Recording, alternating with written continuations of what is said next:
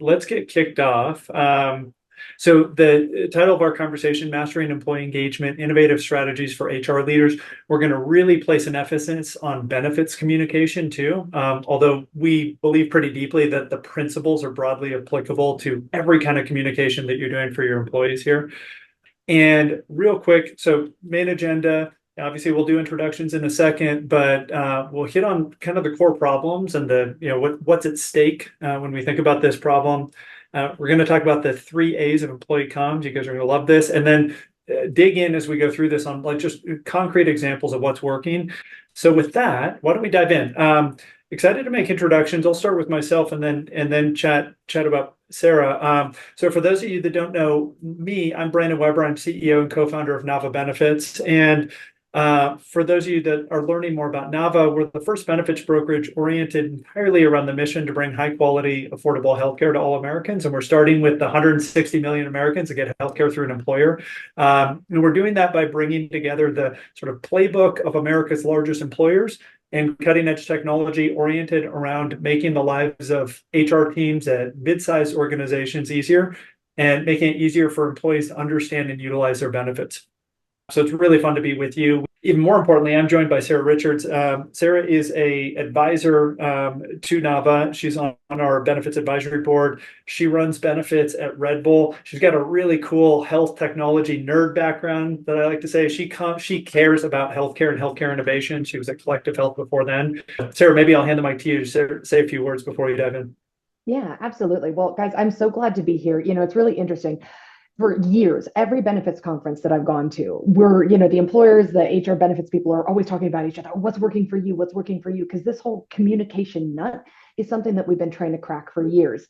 And, the other thing with communication is every time you think you're getting ahead of it, trends change. And so I think it's going to be really interesting as we talk today about just how people pay attention, what some of those best practices are, because as you mentioned, whether it is for benefits or anything else that you're communicating, the same principles apply because everybody pays attention basically the same way. So super excited to dig into it. Yeah, likewise. Well, let's dive in. I love this slide. Sara, I'm going to hand it off to you. We call it our Dory slide. Yes. So I don't know about you all, but for me, this slide was both shocking and also very relatable that the average human attention span is less than that of a goldfish these days. And, I think one of the problems that is facing all of our employees and us as teams is that there is just such a proliferation of notifications. I'm going to give you guys a little bit of homework while we're doing this webinar today. Pay attention to how many times your attention is diverted because you get a ping, you get an email, something pops up, and you stop paying attention to what we're talking about and you go to reach for that phone or reach for your Slack. I think it'll be really interesting for you to see how many times you get distracted, even though this is something you yourself are really interested in. And I mean, this is huge for people today because not only are people's workloads crazier than ever, because I mean, the speed of work is just happening faster, volumes are going up. Also, people expect that instant gratification. Thank you, Instagram, and your amazing kitten videos, right? I want that thing where I can just do it and get an immediate kind of emotional reaction or something. I'm getting something out of the interaction. Also, I don't know about you guys, but coming out of COVID, lack of sleep, like my sleep schedule still isn't back to where it was. And so basically people are overly tired, overly caffeinated, inundated with all of the pulls of their jobs and their families. And then at the same time, we're like, oh, hey, would you pay attention to this thing that I'm sending you? And if we don't figure out how to do it, the answer is no, I have better other things that are higher priorities for me. And so really what that means for you is that you have a very limited amount of time to grab someone's attention, to make them pause long enough to actually want to find out more about whatever it is you're communicating to them. Now, Brandon, I know this is also an area of passion for you and something that you've looked into a lot. So what have you found in terms of stats and figures about what's at stake if we don't grab the employee's attention? Yeah, I love that. I think this is really sort of at Nava, we spend a ton of time on employee and member engagement. It's a core part of our service offering. Here's sort of like the what's at stake and why we think this isn't a nice to have. This is a must have. It's just as important as how do you define that and design your benefits plan. So, in 2023, large scale surveys said 80% of employees just don't understand their benefits. They can't answer basic questions about their benefits, like what is my dental provider? Pretty hard to use your dental provider if you can't answer what is my dental provider. 1 in 3 employees literally have never engaged with benefits communications.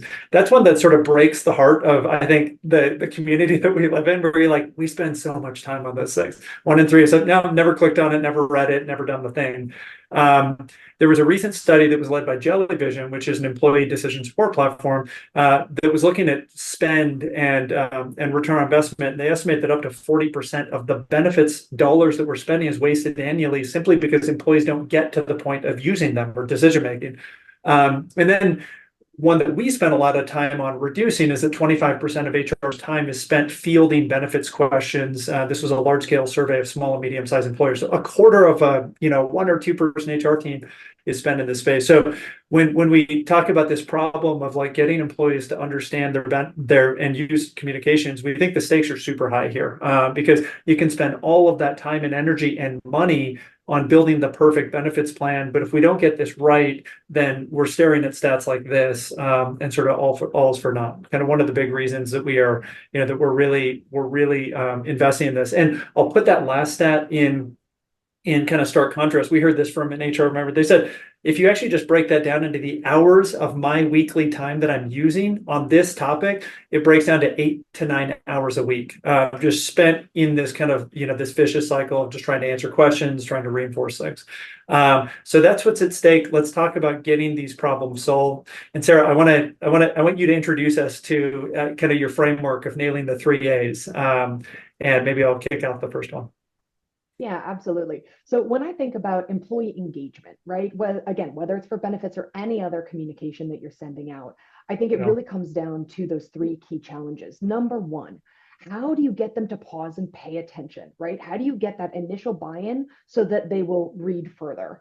And then the second one is getting them to actually understand the information that you're giving them, because you could read a paragraph. That doesn't mean you understand how it applies to your life.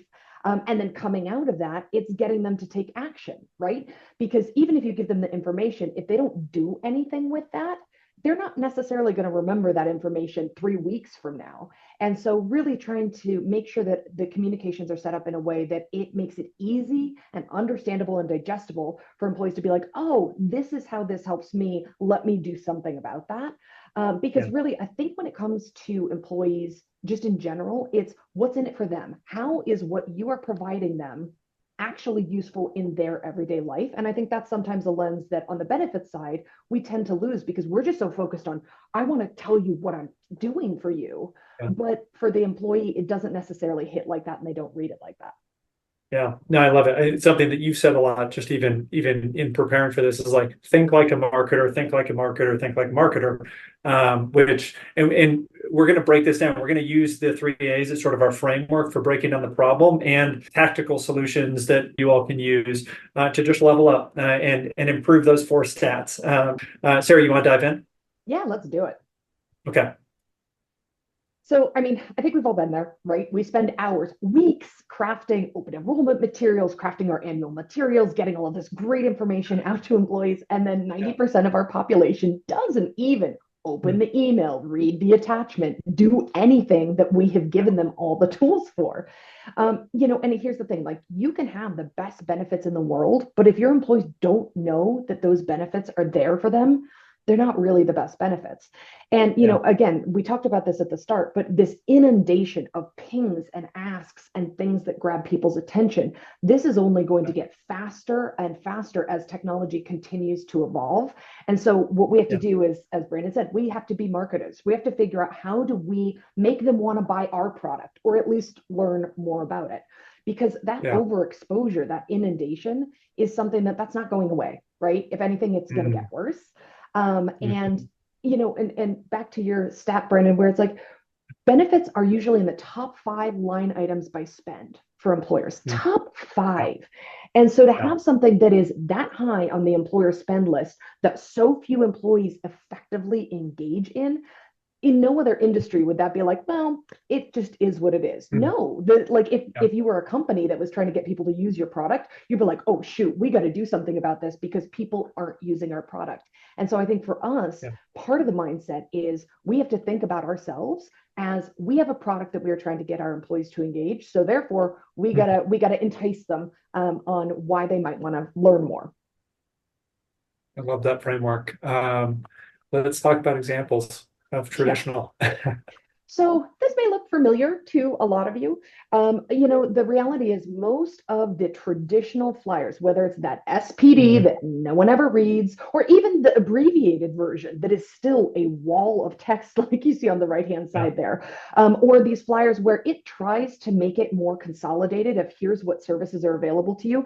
But if you look at like what our expectations are from a marketing perspective these Mm, days, our mm, eyes are going to gloss right over that EAP flyer because honestly, it looks like something from, the 80s, right? And that's not what our subconsciously what we expect. What we want to see is something that is in line with the type of marketing or the type of materials that we get in the rest of our lives today, which is something that is concise, it's appealing, it's pretty. And all of the information your employees might need might be in these documents that we have up there. But do you know what I can guarantee you? You've lost your employees by the, I would say, calendar image on the EAP yeah, one. They're not even going to open the benefits guide. And that letter, goodness, I wouldn't even know where to go with that because I'm like, yeah, what? You lost me at the header, right? Like even the yeah, subject line is way too yeah, much. yeah.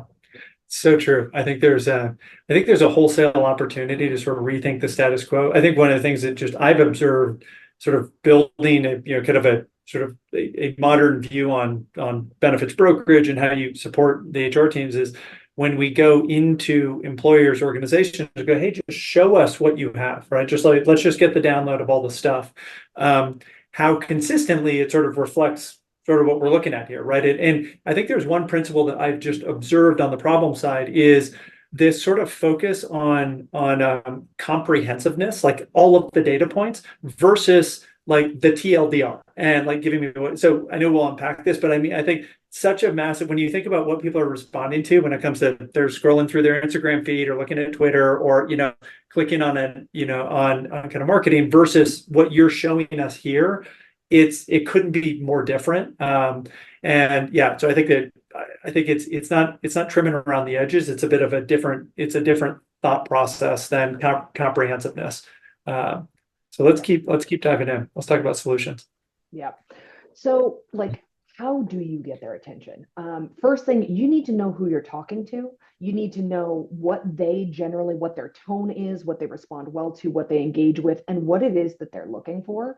The avoiding death by paragraph, I think is so critical because, and Yeah. I say this to my team all the time, like once you're into that second line in a paragraph, you're already starting to lose people's attention. So how can you make it more visual? How can you make it into bullet points?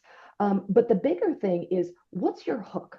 Why is someone who's just received your email or your piece of mail in the mail slot in amongst all the other stuff that they've gotten, why are they going to pause and even look at what you just sent them? And for me, the hook is why does this matter to them? How is this giving them something? And so for us, one of the things that we've started doing is we've started creating kind of benefit of the month comms where we're doing, and Brandon, this is to your thing, we're not trying to do Mhm. it all. We're trying to Mhm. instead kind of go, listen, let's be always on, like let's have this regular cadence of communications where we're just giving you bite sizes that maybe relate to some other thing that's happening that month, but might be top of mind for our employees.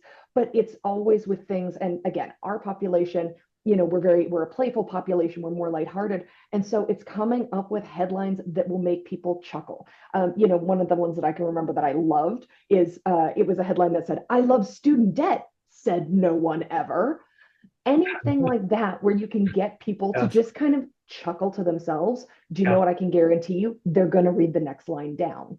um, Yeah. Yeah. and again, so it has to be attention grabbing. It has to evoke some sort of reaction in them, or at least make it feel like you're connecting with a problem they are currently experiencing. And the info also Mhm. needs to be super concise. Again, no paragraphs, bullet points, images, any like top 10 tips, right? Yeah. One of the things I started doing that actually got a lot of great responses was I started being like pro tip in my presentations Yeah. because I wanted to give people that next level of, hey, you want to be pro when you're engaging with this particular thing. Here's one thing that you can do. One thing is rememberable. A whole list of things, no one's going to remember that. Yeah. And when we're thinking about concise, right? I always keep coming back to why do I keep coming back to those kitten videos on Instagram? Why do I keep coming back to, kind of scroll and I'm willing to watch something? It's because it actually gives me something back. And it is something where I feel an immediate connection with whatever that messaging is. And so for us, I do think, again, as marketers, I know we all thought we got into a career as benefits professionals, but that is changing and we're now also marketers. We Mm. need to try and keep it entertaining where possible. And on the understanding your audience piece, again, this comes to speaking to the Mm. problems that they might be experiencing. So, like, look at your demographics, right? Yeah. Is your audience, are they the student loan generation or are they the maximizing their 401k generation? They're just looking for the free stuff because they need access to whatever is not going to cost them anything? Or are they the group that wants to know about the enhancements like additional legal aid or voluntary benefits because they have that kind of disposable cash to pay for stuff like that? Again, parenting support versus sending kids to college. And Yeah. you may have a Yes. population that has all of those things, but then don't try and reach out to all of them. Focus on, okay, this comms is for this demographic, and that's really what I'm going to aim the content at. And then this comms is aimed at this population. And because, again, if they read it and it resonates with them, then they are more Mm. likely to then click or say, hey, I want to find out more. I'm willing to click on that link or read that brochure because now you've gotten my attention. Um, and then the I other love it. thing, yeah, go ahead. No, I mean, maybe just while you go back, just in terms of anecdotes, are there any other sort of like pithy headlines that sort of have worked to kind of make a boring topic interesting? I mean, my other favorite one is and this we use for 401k all the time, and it's who wants to eat cat food in retirement? No one, right? And Oh it's my so and it's gosh, so it's irreverent, I love but it. it's just Yeah, it makes you be like, oh yeah, no, I don't want to eat cat food yeah, in retirement, so tell me how to avoid yeah, that. But again, yeah, that yeah. resonates well with Your our brand. employees. That couldn't not all employers could use that specifically, but coming back to the tone, it's thinking about, is your culture more lighthearted? Or is your culture one where they really like facts? So if you gave them Yeah. the goldfish fact, that would capture their attention. It's Mm. knowing that tone that resonates with your employees. And then also figuring out, who are you trying to get this information to? Because a lot of times the decision makers are not the ones in the office, it's the people at home. So Mhm. again, your tone or your messaging might be different if you are trying to get the employee to take action versus if you are Mhm. trying to get them to go home and tell their significant other about a benefit. Or maybe you do some Yeah, communications that are aimed at the significant other by sending something to the home. Like those are all yeah. considerations that you want to have when you're thinking through how you're going to do communications campaigns. And I know, Brendan, Mm. that you guys are going to follow up with some helpful tools because this sounds Yeah. like a lot of work. And the first time you go through it, it probably feels like that. But once you really Mhm. develop your approach, it actually becomes a lot easier to just, you know the play that works with your employees. So now you run that play again and again. And, you'll do A B testing in between. Like you'll try one thing Yeah. that you thought would work and it didn't. So Mhm. you're like, all right, Yes. pivoting again, let's try something else until you land on the thing where you're like, okay, this is, this got the type of uptake that I was looking for. Yeah, I love it. Maybe just one plus one to that. I think that the sort of defining your target in the communications has been an absolutely huge unlock that is incredibly easy. Hey, parents at company, these three benefits are for you. Hey, new grads at company, and like, here's this matters to you. We have gotten so much of a lift just by telling the sort of audience and going, this isn't for everyone. This is for the parents, people trying to do family planning, people who are thinking about retirement. Those people, the 22% in your company, those people are like mashing the sort of open button because they're like, that aligns directly to something I selfishly want to figure out, right? Easy in terms of, it's not additional work, it's just a different kind of, in terms of like fine tuning how you're sort of talking to the subgroups inside your organization. So couldn't agree with you more. I think one thing that I'd also plus one is like, one thing we spend a lot of time with our clients on is go, hey, let's just understand the tone and culture of your organization, because you're absolutely right, Sarah. Like the sort of like that messaging, those pithy hooks are going to be very culture dependent. And so everyone on this call kind of knows, that would be, the cat food thing might be a little much for my, buttoned up accounting team. But it might be perfect for the, growth startup. It's like, oh, that's hilarious. And, it's sort of like, it kind of speaks to like the meme culture that we're in. So love it. Why don't we keep going? Because I think there's a bunch there. Here's just a couple of anecdotes. Maybe you can talk through, and I can touch on some here. Yeah, I think the Mm, thing I love about this slide is the other thing that you need to think about is your mode. What yeah. channels do your employees engage best with? For some companies, it is entirely Slack and Teams, and it is not emails at all. For Yeah. other companies, it's a little bit more traditional. If you have people that aren't in front of their desktop, so then is it posters? Is it mailers? Is it newsletters or any other kind of flash? Hey guys, big update here. One Yeah. of the things that's been really interesting for us that we realized. So we had this idea that if we send mailers to homes inviting plus ones to open enrollment, then we could get some engagement there. And we were very excited, sent QR codes, made it really cool, really engaging, really did not actually get the uptake that we thought we would coming out of that. So that was one of our, okay, let's pivot. Yeah. And what we actually realized and have way more success with this year is leveraging ongoing standing meetings that teams are having with their managers and providing content on a regular basis where the managers can just add a slide into whatever they're already talking about and being like, hey guys, and FYI, just here's a quick reminder about these benefits that are available to you. And some of the pieces of feedback that we've gotten are things like, our employees didn't know you did a 401k match.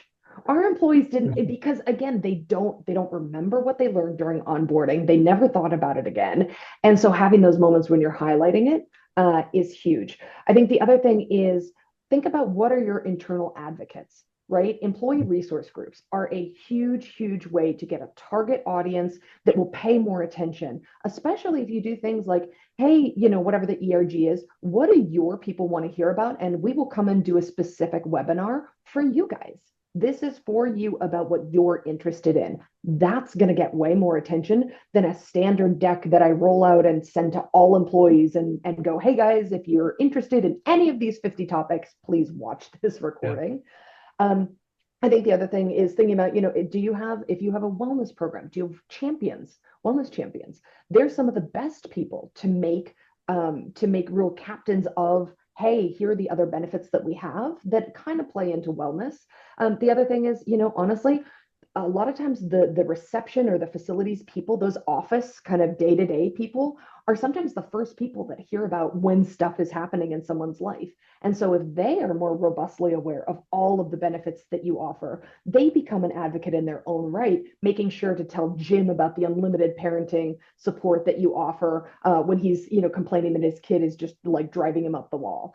Because it's those employee connections where you will Um, get more, they'll pay more attention and they'll actually are more likely to take action. Some other ideas I've heard from other, I will not take credit for this, but there was an employer that I talked with at a conference where they had something on each of the bathroom stalls on the inside that was called bathroom buzz. And it became this coveted space where all of the departments started fighting to put their big announcements in. Because what is one time that you are sitting down and not doing anything else and have time to read? It's when you're in the bathroom. Sounds so, had you told me, before, I'm like, oh yeah, that would work. But she was saying it was crazy how much it worked and how much that drove awareness. And so mm, again, it's just figuring out what are those modes. Is it through digital screens? If you're going to do digital screens, remember they can't click on anything. So you need to have a QR code so they can take their phones if you want them to take an action. And it's really thinking through like all of the pieces of how are we going to get this out to them? And then how do we make it functional based on the type of medium it is? So good. Lots there. I'm going to take a beat too, just to remind you folks, if you've got questions or want us to get specific about other anecdotes, why not just drop them in the chat? Also fun to share kind of what's worked for you all with the group. Yeah. So if you've got any just awesome attention grabber, anecdotes that just knocked it out of the park, drop them in the chat too. I think we all learn quickly from each other. Sarah, I just want to recap a couple of things that I think are sort of the like what I call like the high leverage, low lift examples of that too, and that we have sort of like baked into our comms playbook. I think one, this notion of like pick the right channels. We have actually exited email completely for our own internal population. We're remote first across 21 different states, and it turned out that people just did not interact with those emails. And so we moved all that into Slack, which forced us into a smaller form factor, kind of the TLDR, and then links to the kind of deeper dives. And then second thing, leverage the people managers. That's brilliant. Just, hey, here's a slide. It's just the people ops monthly. Here are the 2 or 3 things that you need to learn. They become sort of your emissaries. They sort of own, the outcome on telling their people about those things. I think those are just great. And actually, on the people managers piece, the other back end effect of that is oftentimes your people managers, they don't know what benefits you have either. And by Yeah. making them more aware themselves, then again, when an employee comes to them telling them about a situation or a frustration or a hardship that they're having, in their outside life or anything like that, the manager can be like, oh, we have a resource for that. So it's kind of a two-pronged. Yes, you want the manager to put it in front of the employees, but you Yeah. also want the manager to know about this because the managers, like they're the ones that know the ins and outs of their team's lives and are Yeah. in a much Mm. better position to direct them to the right benefits when the employee needs that specific support. Oh, well said. Awesome. Let's keep going. So let's go from, we talked about attention and what are some tactics that you can do to grab attention? Also, for those of you listening, Sarah mentioned it, but we've built a toolkit around comms that everyone who is registered for this is going to get access to afterwards. It has some like really concrete stuff around there to get you started. So let's shift from attention to driving absorption and understanding of this content, which is just to me the $100 billion question and opportunity for all of us. So let's unpack the challenges. Yeah. And I think, the first challenge is that the language that we use when we talk about benefits, you don't use at any other time of your life. And we as benefits, but we're so Yeah. used to the jargon because we've grown up with it. We've been living with it for, 10, 15 years. And so it sounds natural to us. But when you actually put yourself in the position of a guy Mhm. that's doing deliveries or your guy that's, they don't necessarily have any idea what these words mean or concretely what that actually means for them in terms of experience. I think the other thing to be aware of is that within any organization, you have hugely different reading and comprehension levels, right? And so, again, you probably want to try and make things the most accessible by bringing that language that you're using down. And we'll talk about that. We'll give you some examples in a second. And then the other piece that I think is the most critical, and I learned this mostly from my time at Collective Health, but employees don't retain details until it's something they have to use.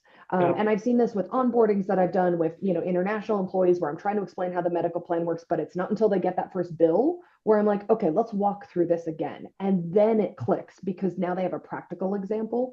And so actually tying this back to the whole idea of you don't need to tell them all the information at Mhm. once. In fact, when you tell them all the information at once, that guarantees they're not going to retain any of it. And so instead, it's much better to give them the information when it's applicable to them, because then they'll retain it and they're more likely to take action, which I know is the next step that we'll Yeah. be talking about. Okay. But the Mhm. reality is this absorption, this is also for the people at home, right? Because Yeah. again, families, it's often the plus one that's at home, Mhm. the significant other that's handling all of the, the family's medical stuff or whatever else. Totally. And so you really like those are some of the core issues that we have to solve Yeah. because they've grabbed their attention, but if they don't actually retain any of that, you've only done half of the challenge. Yeah. Yeah. You haven't got there. Let's talk about solutions, opportunities there. Yeah. Mhm. So I mentioned this before. It's Mhm. cutting, like first one, cutting the jargon, right? Talk to people the way that they're used to talking in their everyday life. Keep that simplified language. Third to fifth grade language. Mhm. Or provide explanations of what a term is, or ditch the term altogether and just refer to it as the explanation, so that they can connect it back to their own real life experiences. Mhm. And then, again, figure out how can you engage spouses? Can you invite them to open enrollment sessions? Can you do something where you create a benefits site that's actually externally facing? Maybe it doesn't have all the information that your intranet has, but maybe it has your open enrollment videos where they can click on it and find out about that information themselves and then can come to you if they have questions. And then, the always on benefits. I think this is going to be the new, and not that we need any more on our plates, right? Because open enrollment is already enough of a sprint to get through. But I think if Yeah. you can start creating a kind of calendar of bite-sized pieces of information that you're feeding to people through the year, that Mhm. is actually going to be more retainable. And it's going to mean that there will be people each month where that particular messaging strikes a chord with them and then they'll take action versus at open enrollment, where honestly, the only people, and this sounds awful, but the only people that care about open enrollment is us.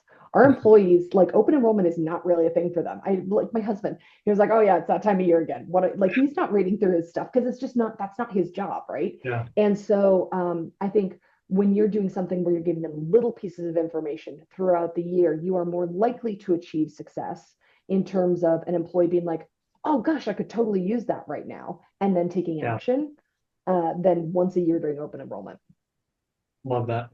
Also, shout out to Dylan in the chat. He had a good anecdote on top-down approaches around wellness, like a wellness challenge that where the winner gets lunch with the CEO, and just kind of just sort of out of the box kind of thinking in terms of how do you gamify and incentivize some of these things and just kind of make them fun too.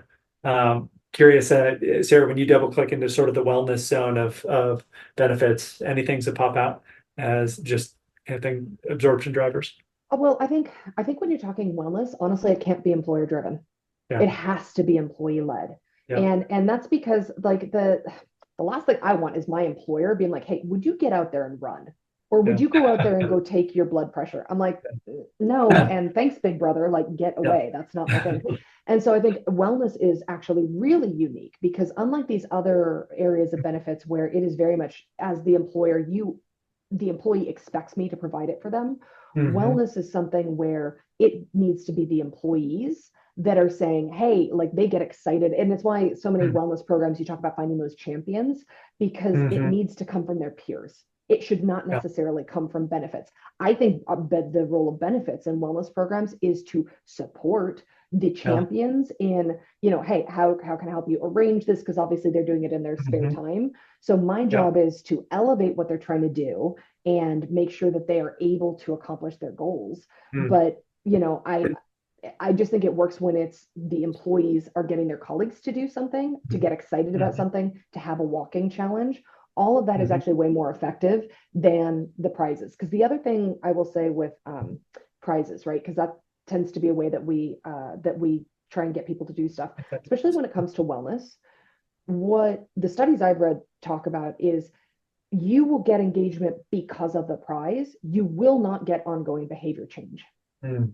And so all of these employer sponsored walking challenges, this challenges, that challenge, where you're trying to get your employees to get involved because there's a kind of discomfort of what is my employer? Why do they care how many steps I take? They may do something because there's a prize on the line, but that's actually not going to change what they're doing day to day. And day to day change comes from being inspired yourself, which again, 9 times out of 10 is going to be because like there's a community that's being built between Mm. employees where you're all getting excited about something, or you all decided to enter into this race and okay, your employer pays the race entry fee. That's super cool. But the Mhm. difference between an employee being like, hey guys, I'm putting together a group, and the Yeah. employer being like, hey guys, y'all need to sign up for a race, Mhm. very different feels. I love that. Yeah, two anecdotes on that sort of notion of how do you sort of foster and foment the bottoms up participation. So we had an employee who was like, I want to run a 10K. He just threw that out there. We've got a Slack channel that is called Nava Mind Body, and just threw it out there. It's like any takers, and you saw a bunch of people sort of like that and say I'm into it and whatnot. Now that is basically manifest. We sort of took that and it was like, hey, do you want to just like lead the charge on like a Nava 5K or 10K kind of thing. And he just took the ball and ran with it. Now he's turned that into like the Nava Fix Healthcare 5K. And we got a ton of people going. There's some other folks and partners of ours that want to get involved because they just believe in the mission. And all bottoms up and all just like us going, hey, cool, what do you need? Yeah, how do we help you? That seems really cool. Another person who's just really passionate about mental health and meditation and therapy and how that really changed his life, and he just led, just volunteered to lead a, hey, here's how I've managed work stress in my 25-year career. The number of like Gen Z and young millennials that joined that were like, I've never done any of that. I'm 26. I'm just trying to figure out life. Like, what the heck? It was awesome. And what was neat about that is we didn't do much organizationally, like benefits and HR team wise, just supported it, and it built cultural bonds in addition to sort of like got people aware of our mental health resources and EAPs, et cetera, et cetera. So I thought that was super interesting and just love that you showed those specific examples. Why don't we keep going? This is great. Let's go into some examples. I think you guys are going to get this in the toolkit that we're going to be sharing afterwards. And something, Nava, we spend a lot of time sort of taking ownership in partnership with our HR teams on what do we want to communicate to the organization and when, to sort of hit that principle that Sara had talked about, which is employees only really take action when they think it's going to benefit them. And so this is a communications action plan. This is a sample on a 1/1 renewal date, but it's orienting basically month over month. We've got sort of a focus, and then we've got a handful of different communications that we're pushing out through a handful of different channels, from Slack to the Nava Benefits app to live, and we sort of just give that to the HR team to push. And I think a big thing that you said, Sara, which really resonates in terms of how we sort of implement this is really making sure that we are adopting and applying the sort of cultural language and the cultural sort of like kind of tone of the tech startup versus the nonprofit versus the law firm who we support. So it really sounds like it's from them, and this has been really effective. And I also think there's just kind of a +1 to like addition by subtraction, just focusing on one message to one audience at a time and going, hey, if you're starting a family, here's a couple of things you should think about, has been really effective. Awesome. Let's maybe hit us on this one. I love just kind of your passion around this. Yeah, this is one that is so interesting because I constantly catch myself having to edit myself, right? And that's one of the hardest things because again, when we're talking with our peers, we use this jargon all the time. And we tend to do it in a deck. Hey, your deductible is $1,500. The heck is a deductible, right? Well, it's the amount that you pay before insurance kicks in, like you do with car insurance. Okay, that gives them a concrete life example. Or it uses more words to explain it, but it actually makes it accessible. And this one I feel like is so critical because half the reason that I think employees stop paying attention to communications, once they're running into words that they don't understand, it means that while they may read that word and maybe they keep reading the paragraph, they have no idea what you just said.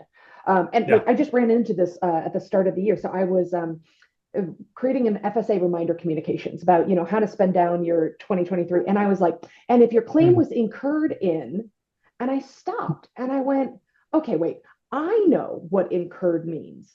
But does an average truck driver, does an average delivery guy, do they understand what I mean when I say incurred? I'm like, I don't think they do. So I just changed it to services you had in 2023. So such an easy change that now they're like, oh, okay, those are the claims that I need to send in this way versus trying to use my card, And so it's those moments where I think we need to pause when we are creating any communications and read through it. Like have how you do the spell check, have a jargon check. Like before you send out communications, actually give yourself an extra 5 minutes to go, okay, where are my buzzwords? Where are my buzzwords that I need to take this out and change it to layman terms? Because again, I want this to be something my employees can absorb, which they won't if they don't understand the concept that you're talking about. I love it. So good. This is fantastic. I want to touch on one other sort of cheat code too here. And Sara, you can touch on this a bit too, but I think one of the things that we have found, and again, Nava in our role as benefits partner and advisor, our job is to help our clients design and then deploy those benefits plans, which often have 10, 15 different carriers and vendors and benefits. Turns out those vendors actually do a pretty darn good job of explaining their what and their why often. And so we will crib and take their best ideas in terms of how they explain what we do, and we bring it right into the communications. And it's a way to sort of like quickly go from, I don't even understand exactly how to talk to it, to, oh, this is their marketing team's best set of ideas on explaining the problem this solves, who it's for, and how they solve it. So just a pro tip there. Sara, anything to add on how you guys use vendor partner? Yeah, the one other thing I would say is, and don't be afraid to push your vendors to adjust their communications. If you read through a vendor's flyer and you're like, this isn't usable, I cannot tell you how many times I go back to my vendors, to their marketing teams, and I'm like, so this is not great. Like, this is, my employees are not going to read this. And then I'll outline for them why, and then I'll let them go do the work. Because at the end of the day, if they come back, not only have I helped them create a better product, but I get something that I can use for my employees without using my time. All I've done is give them feedback. Okay, yeah, here's some feedback about how you can make this more readable, because not all vendors have nailed this either, right? Like it's something that we're Yes. seeing more of, but I think it's they're in an Mhm. evolution stage as well. Big time. Okay, so now we've figured out how to get people's attention. We're getting them absorbing it. They're like, oh, I understand how this works. Now we got to do the thing, which is how do we get them to take that action that they need, whether it's that preventative care appointment or, go fund the HSA or spend your FSA balance. Let's talk about the problems that or the blockers between getting that done. Yeah, I think the one that I see the most is they don't even know where to start. And they don't know how to get to the resource that is going to allow them to make that preventive care appointment or to get to the thing that has the phone number, the QR code. So there's too many Mhm. steps to locate. And again, like us, they're like, I am too busy for this. I'll come back to it later. They don't come back to it later. So you have to Yes. make it easy for them to take action. And then Yeah. I also think the immediate value of the benefits, again, this is going back to the communications. If they don't Still. Yeah. understand why something benefits them, they're not going to take action. And so, really making sure that you're calling out, hey, do you want free stuff? Here's all the Mhm. free stuff you can do on our medical plan. Or, hey, do you want to save Yes. money? Here's extra ways we give you to save money. It's those calls to action that then, Mhm. with a paired with whether it's a link or a QR code, where it's like, go here, take this one step to find out more. And then again, and we've talked about this a couple of times, but at the end of the day, it doesn't matter how great your communications are. Employees are only going to pay attention to what resonates with them right now. And so, but again, that comes back to but if you have this always on calendar that you're cycling through during the year and you're kind of re-raising, then you're going to hit people, just law of odds and stuff. You're going to get some people where this is exactly what they're experiencing right now. But Yeah. like, these are some of the main challenges to action, I think. Yes. So powerful. Let's talk about solutions. I think this is where my passion lies. Mhm. So I spend too much time on Instagram at night apparently because what makes me buy something on Yeah. Instagram at 11 p.m.? It's because all I have to do is do one click, right? Yeah. It's that Mm. immediacy. I do one thing and this is, and then I make that purchase or I, do Yeah. that donation or whatever. Yeah. Once something is more than 2 clicks away, how many of you have decided, oh, I'll do that trial, and then you have to sign up first, or you have to fill out a survey. The second you get to that survey, you're like, I'm out. Too many steps. I don't want Yeah. to do this because now you are asking more of my time than I feel like I'm getting benefit from what you're providing me.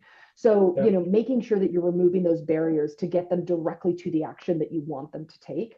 Mm. And then the other thing to me is, and this comes back to the community aspect, but again, employees are more likely to resonate with something or be like, oh, this is amazing when they know that they are seeing testimonials from their colleagues as opposed to you, HR, telling them why they should potentially do something or what the value is. I can tell my employees that this one vendor is the most amazing parenting support thing ever. But do you know what means more? A quote from a new dad that was like, wow, I was so nervous Mhm. about this. And then I did like those quotes have Yeah. cachet that really help other employees. And so having Mhm. those testimonials, I think also having those really thinking through how you are arranging your information. And so again, not thinking about what is it I want to communicate to them, but instead putting yourself in the user's shoes. What do they come here looking for? Same Mhm. information, very different hierarchy in terms Yeah. of how you might package that information together. You were talking, Brandon, about Yeah. like calling out, hey, are you a new grad? Right? I love that. I love the idea of game of lifeifying your intranet or whatever it is you're doing, where Yeah. you're like, what are the stages that a person might be in and what are the things that would interest them at those stages, and so make it so that like, hey, new grads, here's some stuff you might be interested in if you're at this stage. If Yeah. your kid going Yeah. to college, here's a bunch of resources, and really Yeah. making it situational to Yeah. the place the employee is in and then giving them all the information, but you've already told them why they should click because you're telling them information specific to their, whether Right. it's their era, their stage in life. So Yeah. they already have buy-in to go that click further.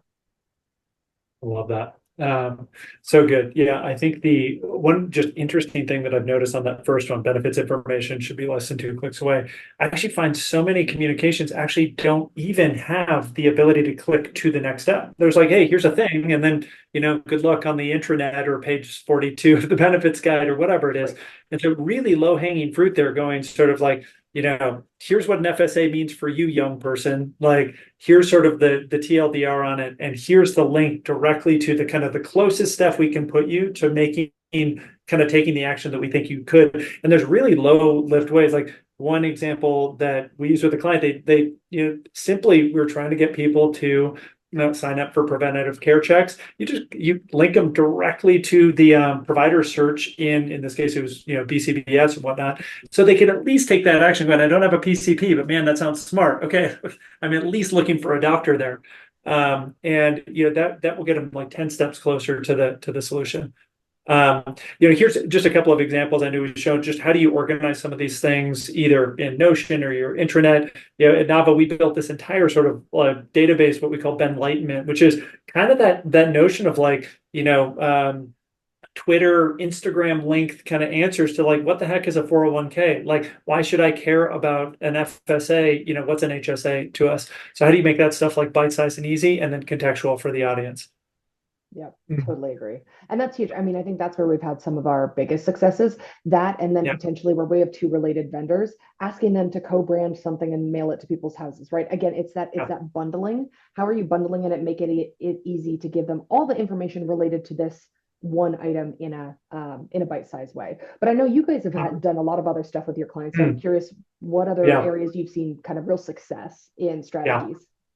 I think a lot of this is sort of the plus one. This is, we're kind of a core part of our value proposition is like we help HR teams communicate to and support their employees. So I think things that have really worked for us that we just double down as multimodal communication. So know your audience and communicate to that channel that they want to be communicated to, whether that is Slack, whether that's kind of live, whether that's in a slide for team meetings. We are building technology that we try to remove a lot of friction around by just bringing all of that information into one place. I'm sort of on a personal mission to kill the 60-page benefits guide. I just have too many data points that shows that literally no employees want that. They want a different way to access that for information. They want a way, honestly, that's more like they access all their other information, usually search with their phone.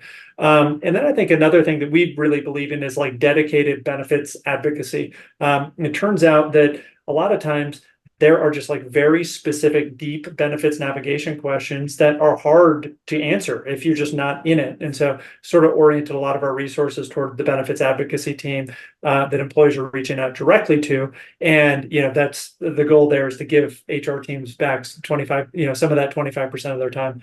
One thing I'll just plus one to Sara, which is like, I say this to HR leaders all the time, apply pressure on your broker partner and your vendors to deliver on this front. I see when we get engaged with folks on, especially in mid-sized companies, we're blown away by how much they just take on. I just have to do all of it. I have to kind of tip the tail. And I think we're entering an area where that just shouldn't be true. I think you really should be able to apply pressure and say, deliver me great either comms, content, answers to questions, and then I'll edit that as opposed to have to create it. So really passionate about that. I think maybe we'll do a quick lightning recap. Sara, you wanna hit this? Yeah. So we've been saying it all along. Comms, most of us don't think about this as like how critical this is to the success of our programs, but this stuff really is make or break, to the point that I would argue that you should maybe think about having a quiet year from a benefits implementation point of view, so you can actually focus on your comm strategy. Because if you don't get that right, you're not going to get the engagement right, and which is the whole thing, which is the point of offering benefits. And so again, think like a marketer. How do I get that attention? How do I get people to want to take that extra click, or to want to read a little bit further? And don't see experiment and don't see it as a failure when something doesn't work the way you think it will. Pivot and go, okay, well, that didn't work, let me try something else, because every company is going to have a unique mix of things that is going to work for your population. But I think that this is key for all of us to get in front of, just given the dollars that are behind this, and the fact that at the end of the day, we put benefits in place because we want employees to use them. And it breaks my heart when I have benefits that I'm paying for and employees aren't using it, when I know the employees really need that benefit. They just don't know about it. So true. Totally worthwhile investment, in my opinion. So good. First off, really grateful, Sara, to you. You truly are so deep and kind of focused on this. I think just so much tactical guidance here that I think is going to serve us all really well. And also, just a quick preview, I think a really fun thing is we're putting together HR's toolkit for engaging benefits communications. It comes with a lot of the tactical things that we've talked about here. It's kind of your easy button. So if you're really excited about that, you can reach out, and we're here to help. So reach out if you guys want to learn more. So yeah, I'll just leave you with those kind of 3 A's, which I think are just so important. Grab their attention, get them to absorb that content, and then take action. Really, really grateful for the time.